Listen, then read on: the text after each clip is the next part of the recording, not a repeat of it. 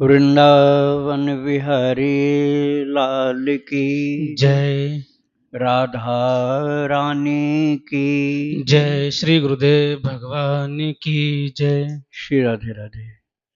भक्ति प्रश्नोत्तरी कार्यक्रम प्रारंभ किया जा रहा है। आइए हम भक्ति संबंधित प्रश्नों को श्रवण करें। श्री राधे राधे गुरु जी, आपके श्री चरणों में कोटि कोटि दंडोत प्रणाम।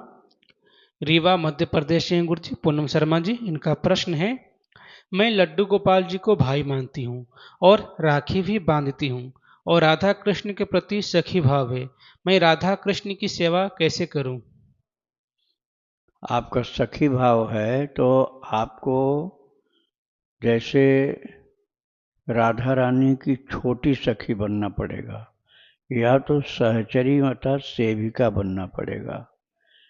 तो आपको श्री राधा रानी और कृष्ण दोनों के लिए मानसिक सेवा करना है। कुछ खिलाना पिलाना, नहलाना धुलाना, श्रृंगार सजावट करना, नज़र उतारना, आरती करना, व्यजन चलाना, भोग लगाना, ये सब करना है। परिक्रमा और दंडोत प्रणाम, पंचांग प्रणाम भी करना आपको। ये और लड्डू गोपाल के प्रति जो आपका भाव है ठीक वैसा ही रखिए आप। श्री राधे राधे। इनका दूसरा प्रश्न है, सीताराम जी को माता पिता मानती हूँ, उनका ध्यान करते समय कौन सी लीला का चिंतन करें? सीताराम, राजा राम, जानकी रानी, आनंद अवध, अवधि राजधानी, आनंद अवधि अवध राजधानी। तो सीताराम जी अयोध्यापति हैं और महारानी हैं जानकी जी, वो महाराज हैं। इस दृष्टि से उनको माता पिता आप मान सकते हो। और उनका भले ही माता पिता और आप पुत्र हो उनके, लेकिन सेवक भाव ही अपना बना के रखना पड़ेगा कि हम उनके सेवक हैं। वो हमारे माता पिता ही नहीं केवल हैं, हमारे राजा और रानी भी हैं। केवल माता पिता नहीं, राजा और रानी भी हैं। इसलिए हम उनके पुत्र भी हैं और उनके सेवक भी हैं। इस भाव से प्रत्येक कार्य उनके लिए समर्पित करो। कहीं भी आना जाना, कुछ खरीदना, कुछ लाना, जब जाओ जब आओ तो प्रणाम करके जाओ, प्रणाम करो आने के बाद। और उनकी सेवा शुश्रूषा का पूरा ख्याल रखो। जो चीज़ कहीं भी अच्छी मिले बाजार में, वो अपने प्रभु के लिए खरीद करके लाया करो। उनके प्रति सेवा की निष्ठा और बढ़िया से बढ़िया बनाओ। श्री राधे राधे। इनका आखिरी प्रश्न है, मैं रोज सुबह 4 बजे से 6:30 बजे तक बिना नहाए बिस्तर पर बैठकर नाम जप करती हूँ। उसके बाद नहाकर मंत्र जाप और बाद में भगवान की सेवा करती हूँ। दोपहर को 2 घंटे नाम जप और शाम को नाम कीर्तन भी करती हूँ। इन सब में मेरा मन बहुत लगता है, लेकिन भगवान के दर्शन अभी भी स्वप्न में नहीं हुए। कृपया मार्गदर्शन करें जिससे कि स्वप्न में ठाकुर जी का दर्शन हो। आपका कार्य सही चल रहा है। यदि आप स्नान थोड़ा पहले कर लें तो नाम जप भी स्नान के बाद हो। यदि नाम जप में ये आवश्यक नहीं होता है, लेकिन फिर भी और अच्छा हो जाता है।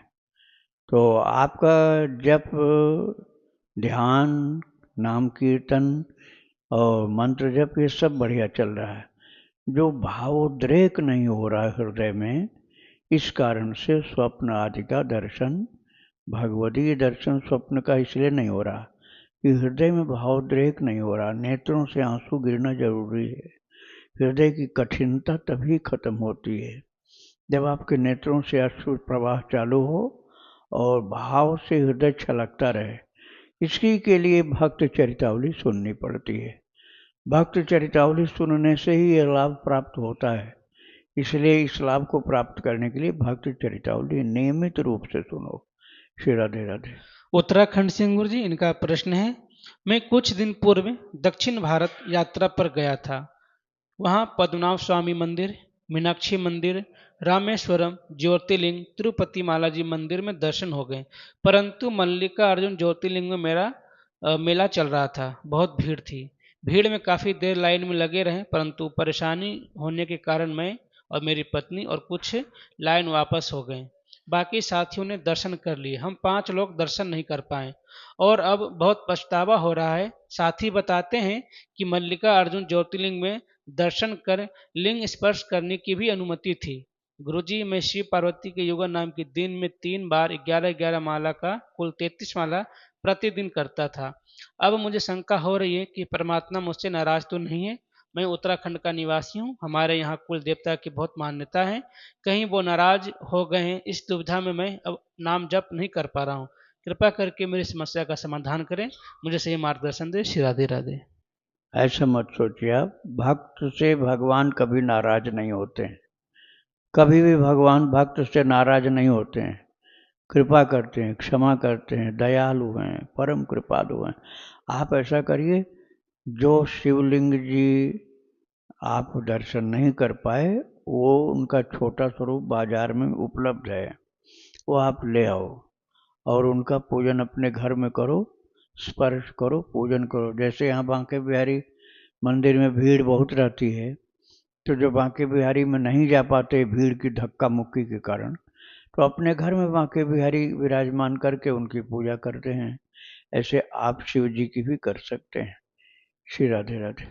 तुलसीदास जी हैं, पुणे महाराष्ट्र से, इनका प्रश्न है, हरे राम हरे कृष्ण जो महामंत्र है, इसको चैतन्य महाप्रभु जी ने हरे कृष्ण पहले और हरे राम बाद में करके सबको दिया, मगर महाराष्ट्र में भजन कीर्तन में पहले हरे राम और बाद में हरे कृष्ण लिया जाता है।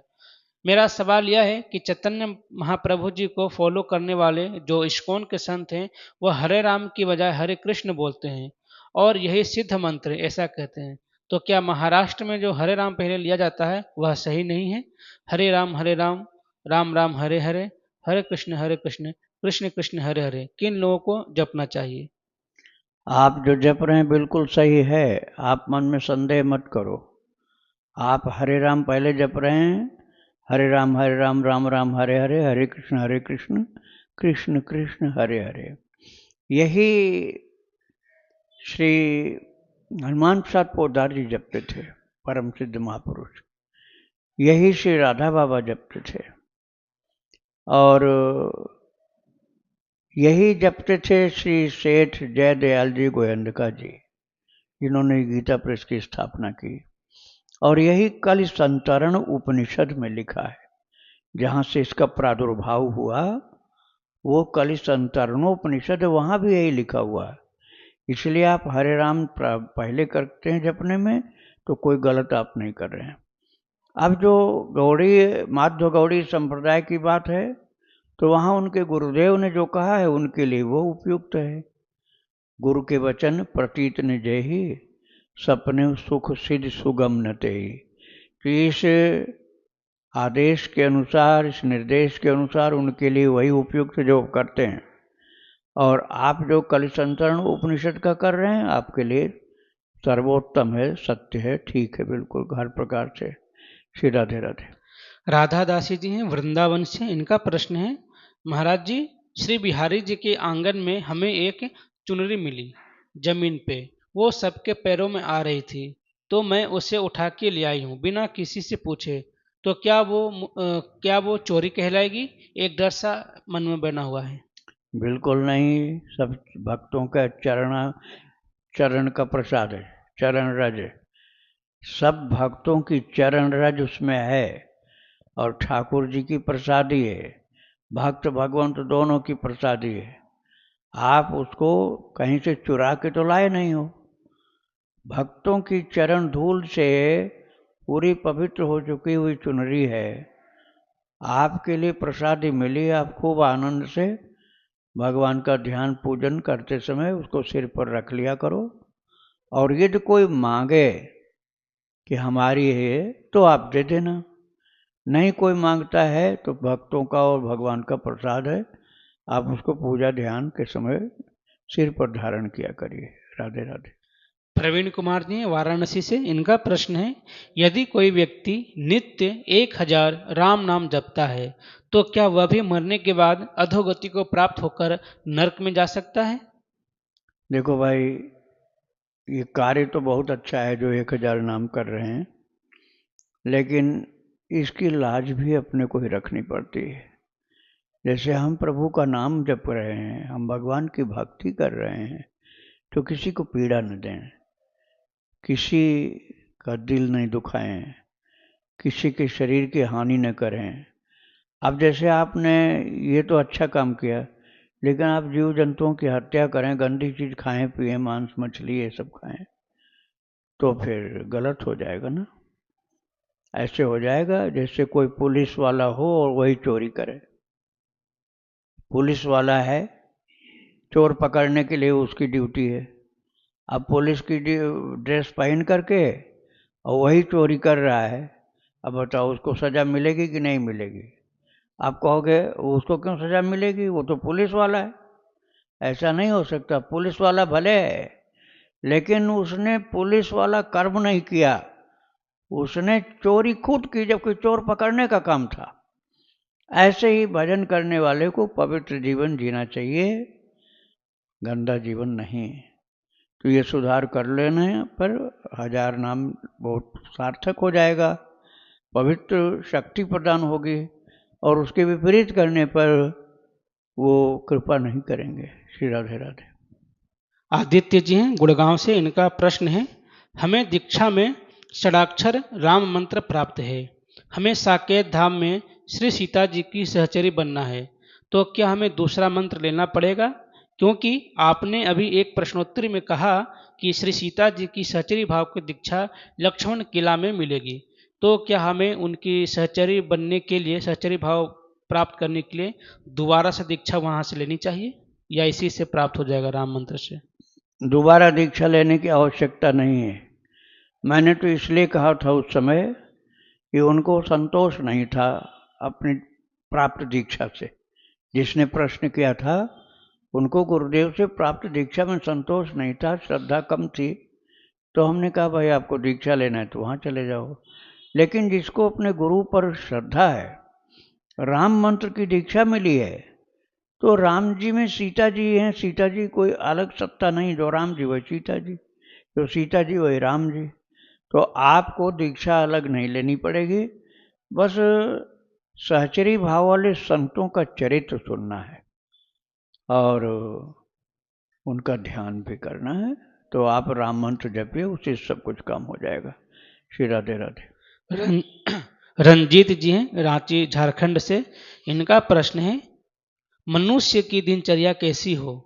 मनुष्य ऐसा क्या करे जिससे यह महसूस हो कि मनुष्य पूर्णतः ईश्वर की एकाकी रूप से जुड़ा है? मनुष्य की मनुष्यता जब तक नहीं जागृत होती है, तब तक वो दानवता उसके अंदर रहती है। क्योंकि दैवी आसुरी दोनों संपदाओं के मनुष्य होते हैं। गीता जी के 16वें अध्याय में भगवान ने कहा, 2 भूत सर्गो लोके 10 दैवी आसुर एवच। भगवान ने कहा 2 तरह के मनुष्य होते हैं, एक दैवी संपदा का, एक आसुरी संपदा का। मनुष्य तो दोनों है, लेकिन एक के अंदर मानवता है, एक के अंदर दानवता है। जो दैवी संपदा वाला उसके अंदर मानवता है, जो आसुरी संपदा वाला उसके अंदर दानवता है। आकार देखने में एक है, लेकिन प्रकृति और कर्म उसके अलग अलग हैं।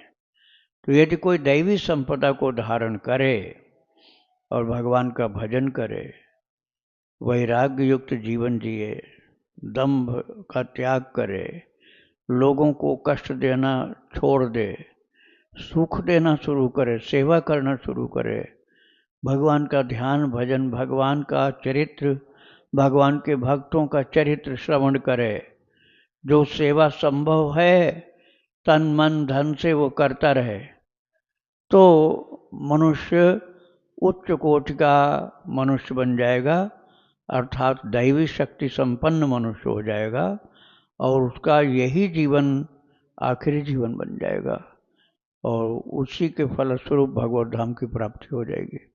श्री राधे राधे। आकाश मिश्रा जी प्रयागराज से, इनका प्रश्न है, पूज्य भाई जी और एवं उनके अनेक संतों के मुख से सुना है कि निसंकल्प होकर नाम जप करना चाहिए। मैं एक विद्यार्थी हूँ और यह जानना चाहता हूँ कि एक विद्यार्थी के लिए अच्छी नौकरी की इच्छा रखना या फिर अन्य चीज़ें जैसे अब ये पढ़ना है और फिर इस विषय को इस तरीके से तैयार करेंगे, ये एग्ज़ाम देना है और अन्य, क्या यह सब संकल्प है और हमारे भजन में बाधा है? और अगर है तो इसका उपाय क्या है? कृपया मार्गदर्शन करें। ये निसंकल्प तो नहीं है, लेकिन अभी आपकी क्लास छोटी है, क्लास अलग अलग होती है ना। अब कोई एमए वाली क्लास पढ़ावे उसको, बच्चे को जो कक्षा 1 में पढ़ रहा है, तो उसके लिए वो डाइजेस्टिबल नहीं होगा, उसे वो पचा नहीं पाएगा। तो अभी तो आप अपनी पढ़ाई के लिए आप भगवान की भक्ति भी करिए और अध्ययन भी करिए। अच्छे नंबर भी पाने की बात मन में आएगी आएगी, अच्छी सर्विस पाने की बात भी मन में आएगी आएगी। आप जब आगे बढ़ेंगे, पढ़ाई अपनी पूरी कर लेंगे और भक्ति में भी आगे बढ़ जाएंगे, तब आप भगवान पर छोड़ सकते हैं। और तभी ये प्रकृति आपकी बन पाएगी कि प्रभु आपको जो अच्छा लगे वही आप हमको देना। पहले ये बात बचपन में नहीं जल्दी आती है, किसी के पिछले जन्मों का संस्कार बहुत तीव्र हो तो आता है। अब उदाहरण के रूप में मैंने हरि बाबा का चरित्र सुनाया है 34 भाग में। हरि बाबा MBBS कर रहे थे लाहौर मेडिकल कॉलेज में, MBBS पढ़ाई कर रहे थे, आखिरी साल था उनका। और 4 साल की पढ़ाई जो MBBS की थी, उसके पहले इंटर तक उन्होंने साइंस बायोलॉजी पढ़ी थी। और जब MBBS आखिरी साल था तो उनको भगवान की कृपा से ज्ञान हो चुका था, अर्थात आध्यात्मिक ज्ञान। वो एक ब्रह्मज्ञानी महापुरुष हो चुके थे, उनके ऊपर गुरु की कृपा हो गई थी। तो घर के लोग तो यही चाहते हैं डॉक्टर बन के आवे, लेकिन चौथे साल की परीक्षा उन्होंने नहीं दी। उन्होंने कहा परीक्षा दे के क्या करेंगे, हमको डॉक्टर बनना ही नहीं, हमको तो संत बनना है। तो एक अलग अलग क्लास की बात होती है। अब सभी विद्यार्थी नहीं छोड़ सकते MBBS की आखिरी साल की परीक्षा, लेकिन जिसके अंदर आध्यात्मिक चेतना का जागरण हो गया है, जो आत्मज्ञानी परमात्म ज्ञानी भगवत भक्त हो चुका है, उसके लिए उसका कोई महत्व नहीं था। तो ये हर क्लास की एक जैसी स्थिति नहीं होती है।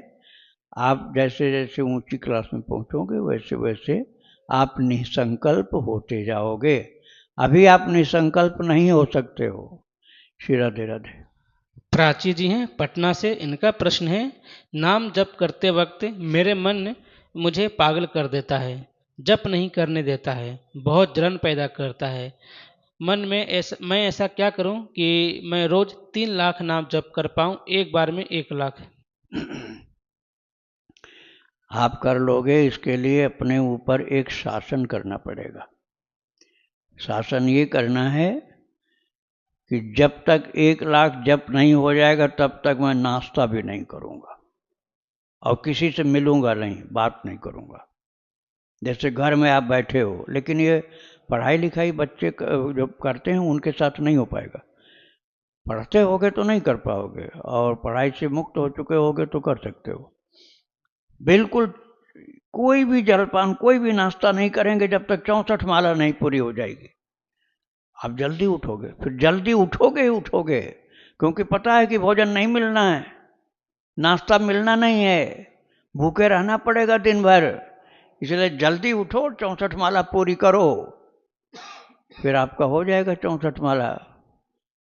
भूखे रहने की डर से ही हो जाएगा। उसके बाद फिर दूसरा 64 माला चालू करो। इसी तरह से शाम का प्रतिबंध लगा दिया। फिर तीसरा प्रतिबंध रात को सोने का लगा दिया कि हम सोएंगे ही नहीं रात को जब तक तीसरी बार की माला नहीं पूरी हो जाएगी। ऐसा कठोर निर्णय अपने ले लोगे और दृढ़ प्रतिज्ञ होकर सोओगे नहीं, जग जग करके भजन करोगे। बीच में सो गए तो धोखा हो जाएगा आपके साथ। मतलब दृढ़ निश्चय हो और अपने ऊपर अनुशासन हो, तब ऐसा हो पाता, नहीं तो नहीं होता है। राधे राधे।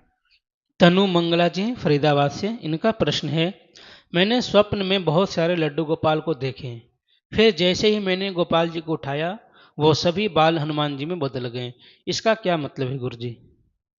इसका मतलब ये है कि भक्त भगवंत एक ही रूप होते हैं।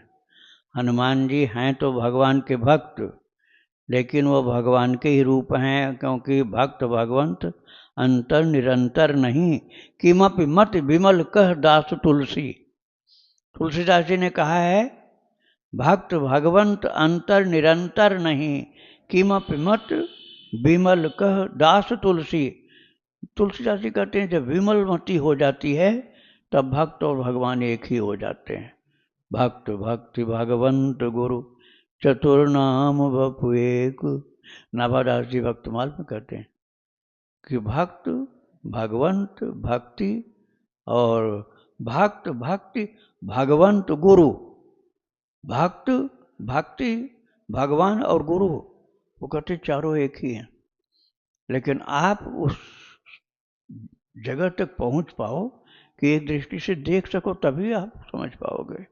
और हम जहाँ अवगुण देखना शुरू किए, गुरु के अंदर अवगुण, भक्त के अंदर अवगुण, सारे भक्तों की निंदा शुरू कर दी है। एक के नहीं, सब भक्तों के लिए उल्टा सीधा बोलना शुरू कर दिया, भगवान के लिए उल्टा बोलना शुरू कर दिया, तो कहाँ से चारों एक हो जाएंगे? चारों एक तब होंगे जब आपकी दृष्टि इतनी पवित्र होगी। श्री राधे राधे। जानकी दासी जी गुरु जी पटना बिहार से, इनका प्रश्न है, आपने मेरी माँ के लिए भक्त नामावली को गले में धारण करने के लिए बताए थे एक प्रश्न में, गुरुदेव उसके लिए पूरी विधि बताने की कृपा करें। गुरुदेव मैं पटना में रहती हूँ और मेरी माँ हैदराबाद में मेरे भाई और भाभी के साथ रहती है। गुरुदेव वहीं पर एक औरत उनका तंत्र विद्या द्वारा बहुत कष्ट दे रही है और इतने कष्ट के बावजूद भी वह भगवान का नाम लेना नहीं छोड़ती। गुरुदेव मैंने अपनी माँ से ही थोड़ी बहुत भक्ति सीखी है। वह एकादशी व्रत तुलसी जी की सेवा किया करती थी। इस शरीर के पिताजी 25 साल पहले संसार छोड़ चुके हैं। गुरुदेव मेरी माँ बहुत कष्ट में रहती है। भाई लोग इन सब चीज़ पर विश्वास नहीं करते। उनका यह कोई प्रारब्ध है, यह बताने की कृपा करें। गुरुदेव कृपया मार्गदर्शन करें। श्री राधे राधे। ये जो 6 महीना लगातार जप करें और घर के लोग भी श्री राम जय जय राम, घर के लोग भी करें, वो भी करें 6 महीना, जब तक जगह चालू रहे। और मैंने भक्त नामावली जो बताया, भक्त नामावली भक्ति आश्रम, ये डाल के निकालना मोबाइल में, और उसको जो भोजपत्र होता है ना, भोजपत्र मिल जाएगा खरीदने के लिए, जाओगे दुकान पर तो भोजपत्र पर केसर गंगा जल में घोलकर, केसर गंगा जल में घोलो, पवित्र कोई साफ सुथरे बर्तन में गंगा जल में केसर घोलो, गाढ़ा घोलो। उसके बाद तुलसी की लकड़ी से लिखो, तुलसी की लकड़ी को पेन बना लो छिल करके, और उसको डुबो डुबो करके केसर में, गंगा जल में घोला हुए केसर में पूरी भक्त नामावली लिख लो, और उसको वही जो भोजपत्र का लिखा हुआ लेख है उसको घुमा करके ढंग से, जिससे फटे नहीं वो, और भी कागज़ कोई लपेट सकते हो आप, उसको गले में माता के बांधना है। उसको कहना है कि इसको भिगोना नहीं तो सब घुल जाएगा पानी में वो।